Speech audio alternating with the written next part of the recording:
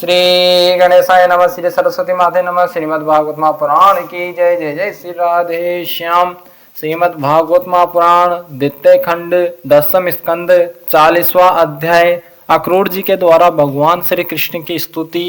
अक्रूर जी बोले, प्रभु आप प्रकृति आदि समस्त कारणों के परम कारण है। आप ही अविनाशी पुरुषोत्तम नारायण है तथा आपके ही नाभि कमल से उन ब्रह्मा जी का आविर्भाव हुआ है जिन्होंने इस चराचर जगत की सृष्टि की है। मैं आपके चरणों में नमस्कार करता हूँ। पृथ्वी, जल, अग्नि, वायु, आकाश, अहंकार, महतत्व, प्रकृति, पुरुष, मन, इंद्रिय, संपूर्ण इंद्रियों के विषय और उनके अधिष्ठात्र देवता, यही सब चराचर जगत तथा उसके व्यवहार के कारण है और ये सब के सब आपके ही अंग स्वरूप है। प्रकृति और प्रकृति से उत्पन्न होने वाले समस्त पदार्थ ईंधन वृत्ति के द्वारा ग्रहण किए जाते हैं, इसलिए ये सब अनात्मा है। अनात्मा होने के कारण जड़ है और इसलिए आपका स्वरूप नहीं जान सकते, क्योंकि आप तो स्वयं आत्मा ही ठहरे। ब्रह्मा जी अवश्य ही आपके स्वरूप है, परंतु वे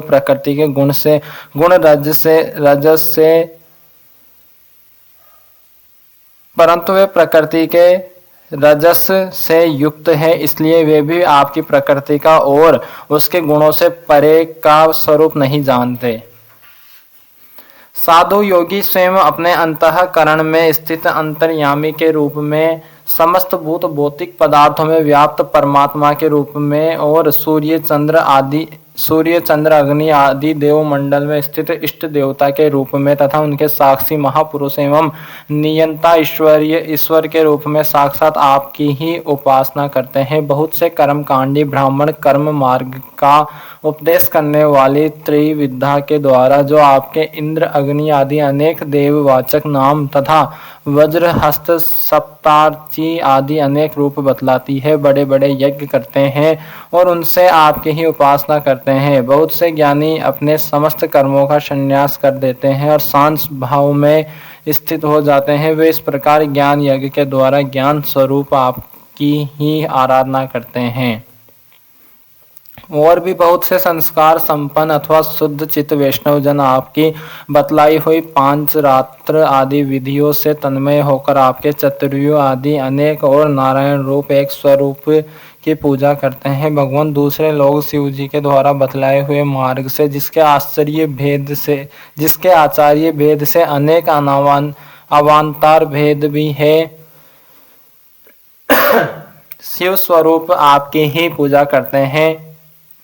स्वामी ने जो लोग दूसरे देवताओं की भक्ति करते हैं और उन्हें आपसे भिन्न समझते हैं, वे सब भी वास्तव में आपकी ही आराधना करते हैं, क्योंकि आप ही समस्त देवताओं के रूप में हैं और सर्वेश्वर भी है। प्रभु, जैसे पर्वतों से सब और बहुत सी नदियां निकलती है और वर्षा के जल से भरकर घूमती घामती समुद्र में प्रवेश कर जाती है, वैसे ही सब प्रकार के उपासना मार्ग घूम घाम कर देर सवेर आपके ही पास पहुंच जाते हैं। प्रभु, आपकी प्रकृति के 3 गुण हैं, सत्व, रज और तम। ब्रह्मा से लेकर स्थावर पर्यंत संपूर्ण चराचर जीव प्राकृत है और जैसे वस्त्र सूत्रों से ओतप्रोत रहते हैं, वैसे ही ये सब प्रकृति के उन गुणों से ही ओतप्रोत है।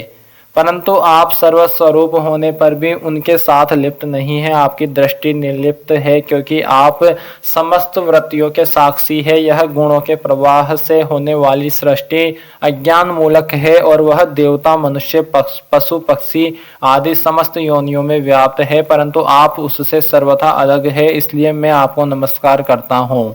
अग्नि आपका मुख है, पृथ्वी चरण है, सूर्य और चंद्रमा नेत्र है, आकाश नाभि है, दिशाएं कान है, स्वर्ग सिर है, देवेंद्र गण भुजाएं है, समुद्र कोख है और यह वायु ही आपकी प्राण शक्ति के रूप में उपासना के लिए कल्पित हुई है। वृक्ष और औषधियां रोम है, मेघ सिर के केस है, पर्वत आपके अस्थि समूह और नख है, दिन और रात पलकों का खोलना और मीचना है, प्रजापति जनेन्द्रिय है और वृष्टि ही आपका वीर्य है।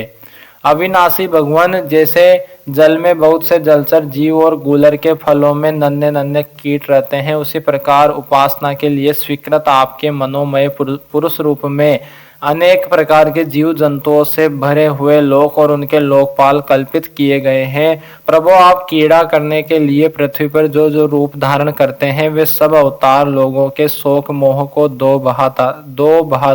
बहा देते हैं और फिर सब लोग बड़े आनंद से आपके निर्मल यश का गान करते हैं। प्रभु आपने वेदों, ऋषियों, औषधियों और सत्यव्रत आदि की रक्षा दीक्षा के लिए मत्स्य रूप धारण किया था और प्रलय के समुद्र में स्वच्छंद विहार किया था। आपके मत्स्य रूप को मैं नमस्कार करता हूँ। आपने ही मधु और केटव नाम के असुरों का संहार करने के लिए हयग्रीव अवतार ग्रहण किया था।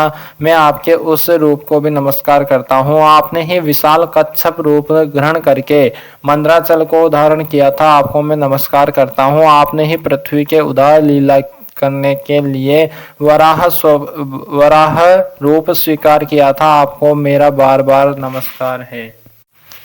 प्रहलाद जैसे साधु जनों का भय मिटाने वाले प्रभु आपके उस अलौकिक नरसिंह रूप को मैं नमस्कार करता हूँ। आपने वामन रूप ग्रहण करके अपने पगों से तीनों लोक नाप लिए थे। आपको मैं नमस्कार करता हूँ। धर्म का उल्लंघन करने वाले घमंडी क्षत्रियों के वन का छेदन कर देने के लिए आपने भृगुपति परशुराम रूप ग्रहण किया था। मैं आपके उस रूप को नमस्कार करता हूँ। रावण का नाश करने के लिए आपने रघुवंश में भगवान राम के रूप से अवतार ग्रहण किया था। मैं आपको नमस्कार करता हूँ। वैष्णव जनों तथा यदुवंशियों का पालन पोषण करने के लिए आपने ही अपने को वासुदेव, संकर्षण, प्रद्युम्न और अनिरुद्ध इस चतुर्युग के रूप में प्रकट किया है। मैं आपको बार बार नमस्कार करता हूँ। दैत्य और दानवों को मोहित करने के लिए आप शुद्ध अहिंसा मार्ग के प्रवर्तक बुद्ध का रूप ग्रहण करेंगे। मैं आपको नमस्कार करता हूँ। और पृथ्वी के क्षत्रिय जब मलेच्छ प्राय हो जाएंगे तब उनका नाश करने के लिए आप ही कल्कि के रूप में अवतीर्ण होंगे। मैं आपको नमस्कार करता हूँ। भगवान ये सब के सब जीव आपकी माया से मोहित हो रहे हैं और इस मोह के कारण ही यह मैं हूँ और यह मेरा है इस झूठे दुराग्रह में फंसकर कर्म के मार्गों में भटक रहे हैं। मेरे स्वामी इसी प्रकार में भी स्वप्न में दिखने वाले पदार्थों के समान झूठे देह, गेह, पत्नी, पुत्र और धन, स्वजन आदि को सत्य समझकर उन्हीं के मोह में फंस रहा हूँ और भटक रहा हूँ। मेरी मूर्खता तो देखिए प्रभु, मैंने अनित्य वस्तुओं को नित्य, अनात्मा को आत्मा और दुख को सुख समझ लिया। भला इस उल्टी बुद्धि की भी कोई सीमा है? इस प्रकार अज्ञान वश सांसारिक सुख दुख आदि द्वंद्वों में ही रम गया और यह बात बिल्कुल भूल गया कि आप ही हमारे सच्चे प्यारे हैं।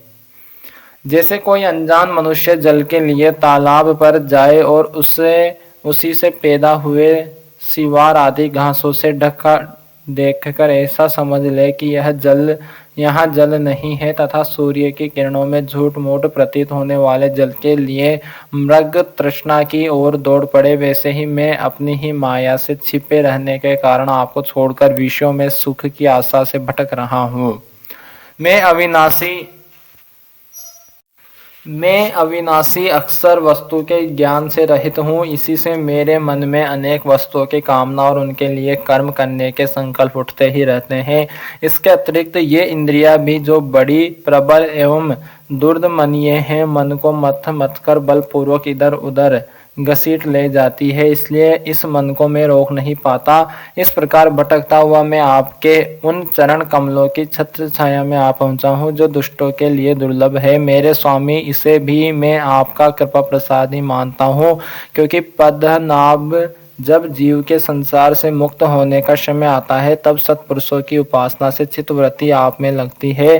प्रभु, आप केवल विज्ञान स्वरूप है, विज्ञान घन है। जितनी भी प्रतीतियां होती है, जितने भी वृत्तियां है, उन सब के आप ही कारण और अधिष्ठान है। जीव के रूप में एवं जीवों के सुख दुख आदि के निमित्त काल कर्म स्वभाव तथा प्रकृति के रूप में भी आप ही है तथा आप ही उन सब के नियंता भी है।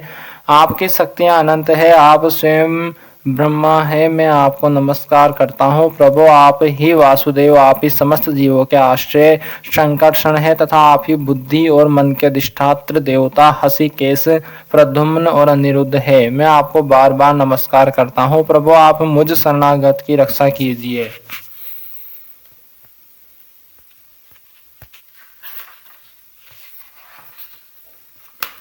41वां अध्याय श्री कृष्ण का मथुरा जी में प्रवेश। श्री सुखदेव जी कहते हैं, परीक्षित, अक्रूर जी इस प्रकार स्तुति कर रहे।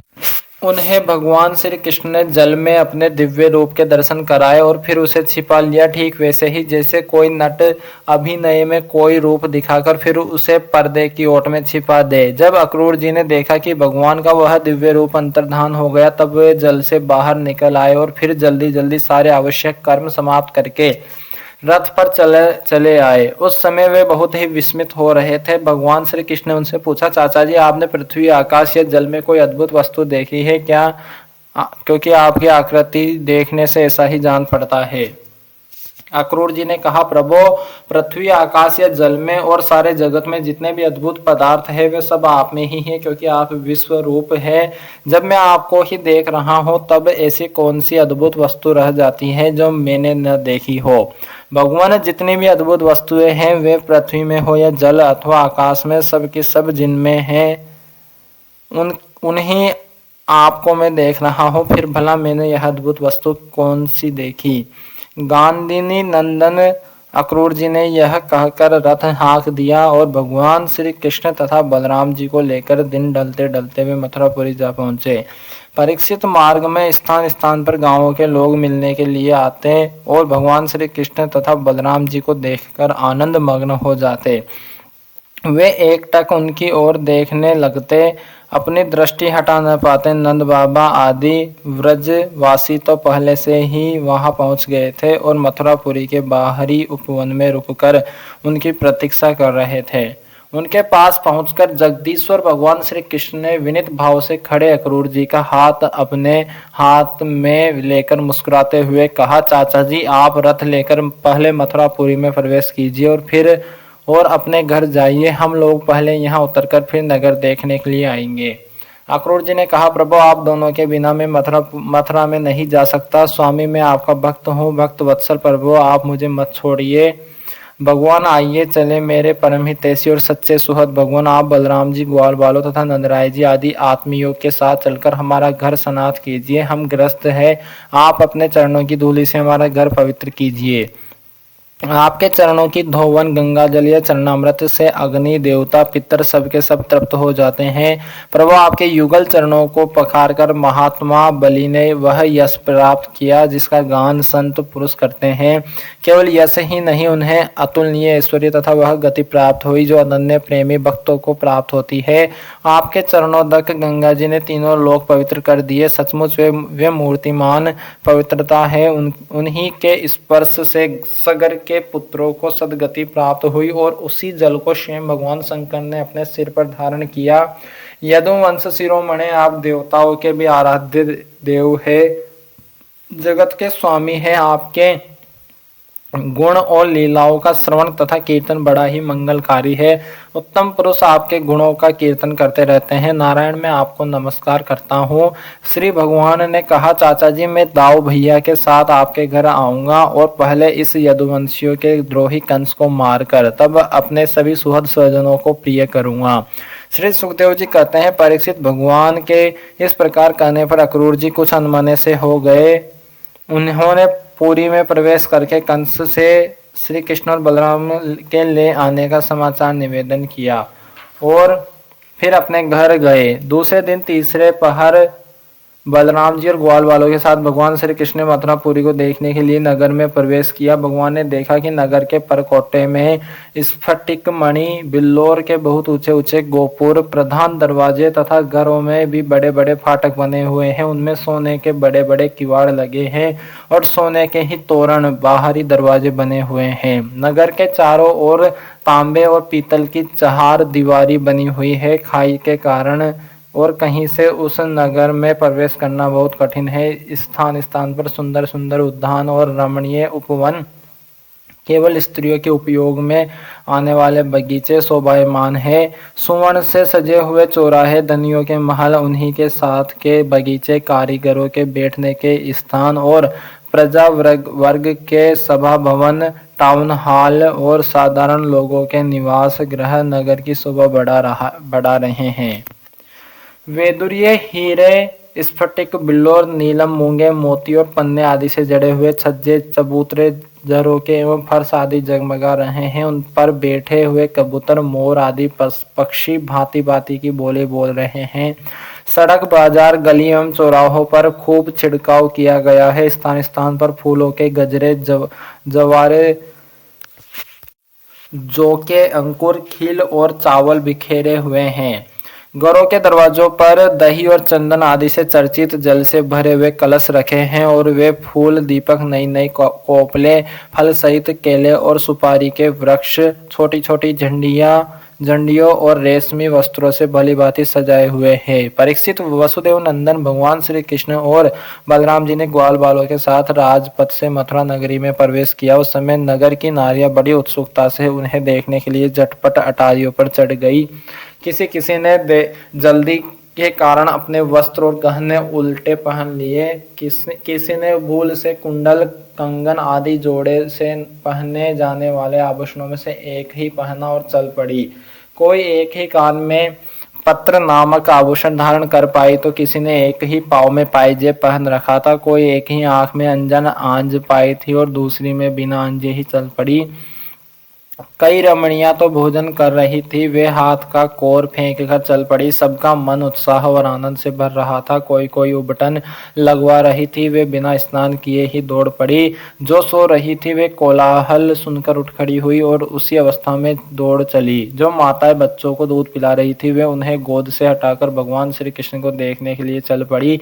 कमल नयन भगवान श्री कृष्ण मत वाले गजराज के समान बड़ी मस्ती से चल रहे थे। उन्होंने लक्ष्मी को भी आनंदित करने वाले अपने श्याम सुंदर विग्रह से नगर नारियों के नेत्रों को बड़ा आनंद दिया और अपनी विलासपूर्ण प्रगल्भ हंसी तथा प्रेम भरी चितवन से उनके मन चुरा लिए।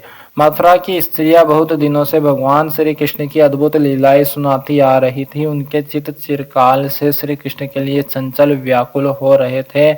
आज उन्होंने उन्हें देखा। भगवान श्री कृष्ण ने भी अपनी प्रेम भरी चितवन और मंद मुस्कान की सुधा से सींचकर उनका सम्मान किया। परीक्षित, उन स्त्रियों ने नेत्रों के द्वारा भगवान के अपने हृदय में ले जाकर उनके आनंदमय स्वरूप का आलिंगन किया। उनका शरीर पुलकित हो गया और बहुत दिनों की विरह व्याधि शांत हो गई। मथुरा की नारियां अपने अपने महलों के अटारियों पर चढ़कर बलराम और श्री कृष्ण पर पुष्पों की वर्षा करने लगी। उस समय उन स्त्रियों के मुख कमल प्रेम के आवेग से खिल रहे थे। ब्राह्मण, क्षत्रिय और वैश्यों ने स्थान स्थान पर दही, अक्षत, जल से भरे पात्र, फूलों के हार, चंदन और पेट की सामग्रियों से आनंदमग्न होकर भगवान श्री कृष्ण और बलराम जी की पूजा की। भगवान को देखकर सभी पूर्ववासी आपस में कहने लगे, धन्य है गोपियों ने ऐसी कौन सी महान तपस्या की है जिसके कारण वे मनुष्य मात्र को परमानंद देने वाले इन दोनों मनोहर किशोरों को देखती रहती है। इस समय भगवान श्री कृष्ण ने देखा कि एक धोबी जो कपड़े रंगने का भी काम करता था उनकी ओर आ रहा है। भगवान श्री कृष्ण ने उससे धुले हुए उत्तम उत्तम कपड़े मांगे। भगवान ने कहा, भाई तुम हमें ऐसे वस्त्र दो जो हमारे शरीर में पूरे पूरे आ जाए। वास्तव में हम लोग उन वस्त्रों के अधिकारी है, इसमें संदेह नहीं कि यदि तुम हम लोगों को वस्त्र दोगे तो तुम्हारा परम कल्याण होगा। परीक्षित, भगवान सर्वत्र परिपूर्ण है, सब कुछ उन्हीं का है, फिर भी उन्होंने इस प्रकार मांगने की लीला की। परंतु वह मूर्ख राजा कंस का सेवक होने के कारण मतवाला हो रहा था। भगवान की वस्तु भगवान को देना तो दूर रहा, उसने क्रोध में भरकर आक्षेप करते हुए कहा, तुम लोग रहते हो सदा पहाड़ और जंगलों में, क्या वहां ऐसे ही वस्त्र पहनते हो? तुम लोग बहुत उद्दंड हो गए हो, तभी तो ऐसी बढ़ बढ़कर बातें करते हो। अब तुम्हें राजा का धन लूटने की इच्छा हुई? अरे मूर्खो, जाओ, भाग जाओ। यदि कुछ दिन जीने की इच्छा हो तो फिर इस तरह मत मांगना। राज कर्मचारी तुम्हारे जैसे उच्च खलों को कैद कर लेते हैं, मार डालते हैं और जो कुछ उनके पास होता है छीन लेते हैं। जब वह धोबी इस प्रकार बहुत कुछ बहक बहक कर बातें करने लगा तब भगवान श्री कृष्ण ने तनिक कुपित होकर उसे एक तमाचा जमाया और उसका सिर धड़ाम से धड़ से नीचे जा गिरा। यह देखकर उस धोबी के अधीन काम करने वाले सब के सब कपड़ों के गट्ठर वहीं छोड़कर इधर उधर भाग गए। भगवान ने उन वस्त्रों को ले लिया। भगवान श्री कृष्ण और बलराम जी ने मनमाने वस्त्र पहन लिए तथा बचे हुए वस्त्रों में से बहुत से अपने साथी ग्वाल बालों को भी दिए। बहुत से कपड़े तो वहीं जमीन पर ही छोड़कर चल दिए। भगवान श्री कृष्ण और बलराम जब कुछ आगे बढ़े तब उन्हें एक दर्जी मिला। भगवान का अनुपम सौंदर्य देखकर उसे बड़ी प्रसन्नता हुई। उसने उन रंग बिरंगे सुंदर वस्त्रों को उनके शरीर पर ऐसे ढंग से सजा दिया कि वे सब के सब ठीक ठीक फब गए। अनेक प्रकार के वस्त्रों से विभूषित होकर दोनों भाई और भी अधिक शोभायमान हुए से जान पड़ते मानो उत्सव के समय श्वेत और श्याम गज सावक भली भांति सजा दिए गए हो। भगवान श्री कृष्ण उस दर्जी पर बहुत प्रसन्न हुए। उन्होंने उसे इस लोक में भरपूर धन संपत्ति, बल, ऐश्वर्य, अपनी स्मृति और दूर तक देखने सुनने आदि की इंद्रिय संबंधी शक्तियां दी और मृत्यु के बाद के लिए अपना सारूप्य मोक्ष भी दे दिया। इसके बाद भगवान श्री कृष्ण सुदामा माली के घर गए। इन दोनों भाइयों को देखते ही सुदामा उठ खड़ा हुआ और पृथ्वी पर सिर रखकर उन्हें प्रणाम किया। फिर उनको आसन पर बैठाकर उनके पांव पखारे, हाथ धुलाए और तदंतर ग्वाल बालों के सहित सबकी फूलों के हार, पान, चंदन आदि सामग्रियों से विधि पूर्वक पूजा की। इसके पश्चात उसने प्रार्थना की, प्रभु आप दोनों के शुभ आगमन से हमारा जन्म सफल हो गया, हमारा कुल पवित्र हो गया। आज हम पितर, ऋषि और देवताओं के ऋण से मुक्त हो गए। वे हम पर परम संतुष्ट है। आप दोनों संपूर्ण जगत के परम कारण है। आप संसार के अभ्युदय, उन्नति और निश्रेयस मोक्ष के लिए ही इस पृथ्वी पर अपने ज्ञान, बल आदि अंशों के साथ अवतीर्ण हुए हैं। यद्यपि आप प्रेम करने वालों से ही प्रेम करते हैं, भजन करने वालों को ही भजते हैं, फिर भी आपकी दृष्टि में विषमता नहीं, क्योंकि आप सारे जगत के परम सुहद और आत्मा है। आप समस्त प्राणियों और पदार्थों में सम रूप से स्थित है। मैं आपका दास हूँ। आप दोनों मुझे आज्ञा दीजिए कि मैं आप लोगों की क्या सेवा करूं। भगवान जीव पर आपका यह बहुत बड़ा अनुग्रह है, पूर्ण कृपा प्रसाद है कि आप उसे आज्ञा देकर किसी कार्य में नियुक्त करते हैं। राजेंद्र सुदामा माली ने इस प्रकार प्रार्थना करने के बाद भगवान का अभिप्राय जानकर बड़े प्रेम और आनंद से भरकर अत्यंत सुंदर सुंदर तथा सुगंधित पुष्पों से गुथे हुए हार उन्हें पहनाए। जब ग्वाल बाल और बलराम जी के साथ भगवान श्री कृष्ण उन सुंदर सुंदर मालाओं से अलंकृत हो चुके, तब उन वरदायक प्रभु ने प्रसन्न होकर विनीत और शरणागत सुदामा को श्रेष्ठ वर दिए। सुदामा माली ने उनसे यही वर मांगा कि प्रभु आप ही समस्त प्राणियों के आत्मा है, सर्वस्वरूप आपके चरणों में मेरी अविचल भक्ति हो, आपके भक्तों से मेरा सौहार्द मैत्री का संबंध हो और समस्त प्राणियों के प्रति अहेतुक दया का भाव बना रहे। भगवान श्री कृष्ण ने सुदामा को उसके मांगे हुए वर तो दिए ही, ऐसी लक्ष्मी भी दी जो वंश परंपरा के साथ साथ बढ़ती जाए, और साथ ही बल, आयु, कीर्ति तथा कांति का भी वरदान दिया। इसके बाद भगवान श्री कृष्ण बलराम जी के साथ वहां से विदा हुए। श्रीमद् भागवत महापुराण की जय, श्री सीताराम भगवान की जय, श्री राधे श्याम जी सरकार की जय, हनुमान जी महाराज की जय, उमापति महादेव भगवान की जय, श्री लाडली जी सरकार की जय, श्री वृंदावन बिहारी लाल की जय, श्री सदगुरुदेव भगवान की जय, अपने अपने माता पिता की जय, गौ माता की जय, सनातन धर्म की जय, भूदेव ब्राह्मण की जय, भूदेव संतन की जय, विरक्त ब्राह्मण की जय, विरक्त संतन की जय, सभी पितरन की जय, श्री कृष्ण बलराम की जय, श्री ब्रजवासियों की जय, सभी ग्वालों की जय, सभी गोपियों की जय, श्री विराट पुरुष भगवान की जय। जय जय श्री राधे श्याम। सबको मिले श्री वृंदावन धाम। नमः पार्वती पतये हर हर महादेव। इति श्री